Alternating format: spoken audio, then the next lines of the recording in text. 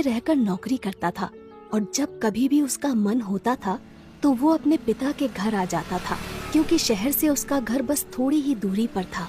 रक्षाबंधन से ठीक एक दिन पहले कमल शहर से अपने घर वापस आ जाता है और अपने पिताजी से कहता है, पापा, मैं रक्षाबंधन की छुट्टी लेकर घर आ गया हूँ और अगले 3-4 दिन तक यही रहूंगा।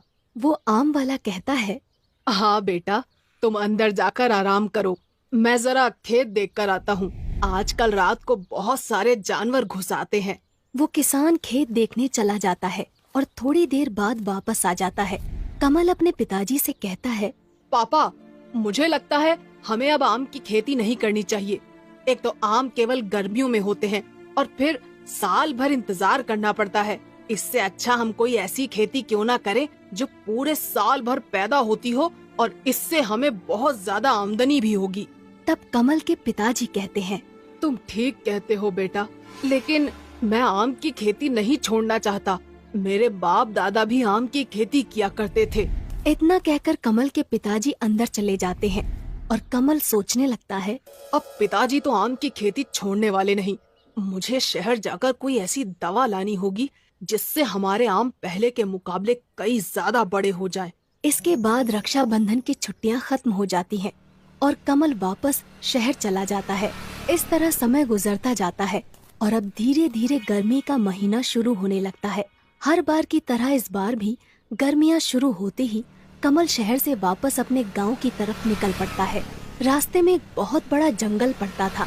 कमल जंगल से गुजर रहा था कि तभी उसे एक पेड़ के नीचे संत महात्मा दिखाई देते हैं। कमल अपनी बाइक खड़ी करके संत महात्मा के पास जाता है और कहता है, प्रणाम महात्मा जी। कमल की आवाज सुनकर महात्मा जी अपनी आंखें खोलते हैं और कमल से कहते हैं, आयुष्मान भव। बोलो बेटा, क्या कहना चाहते हो?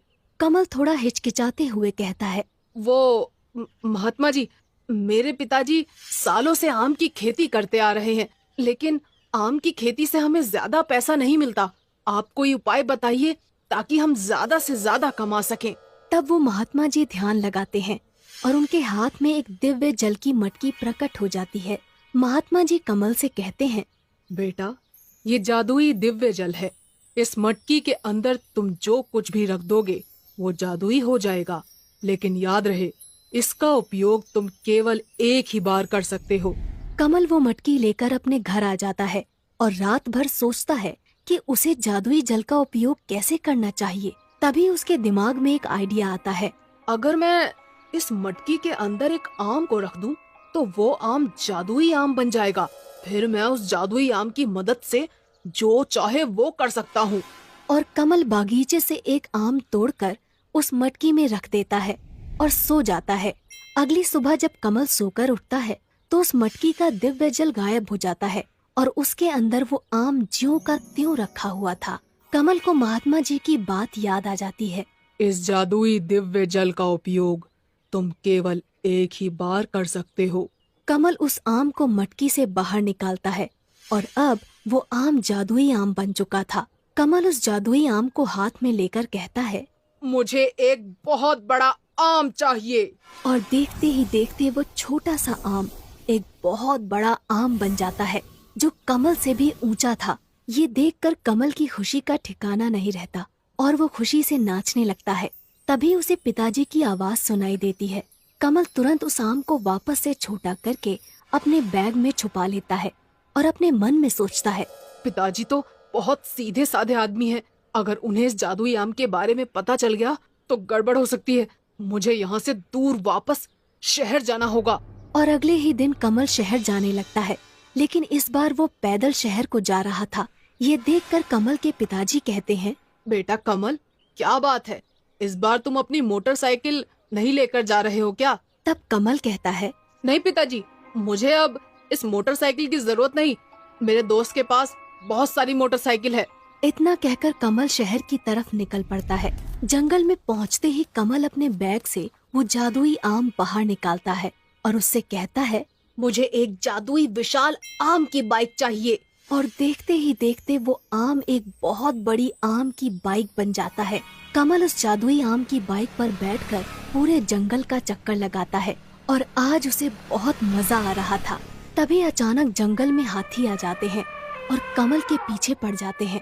पहले तो कमल बहुत घबरा जाता है, लेकिन फिर वो अपनी आम की बाइक से कहता है तुम इन हाथियों से भी बड़ी बाइक बन जाओ। और अगले ही पल कमल की आम की बाइक उस हाथी से भी बड़ी हो जाती है। और फिर क्या था, अपने सामने इतनी बड़ी आम की बाइक देखकर हाथी भी डर जाता है और वहाँ से भाग जाता है। शहर पहुँचने से पहले कमल अपनी आम की बाइक को बिल्कुल नॉर्मल बाइक बना लेता है, ताकि शहर में किसी को उसके ऊपर शक ना हो। शहर पहुँचने के बाद कमल सोचता है, अब मुझे नौकरी करने की कोई जरूरत नहीं, मेरे पास जादुई आम की बाइक है। कमल अपनी नौकरी छोड़ देता है और अब वो दिन भर मस्ती करता था और रात होते ही अपनी बाइक को जादुई आम की बाइक बनाकर पूरे शहर का चक्कर लगाता था। कुछ दिनों तक इसी तरह चलता रहता है, लेकिन एक रात को कमल को उसका दोस्त देख लेता है और कहता है, अरे बाप रे, इतनी बड़ी आम की बाइक!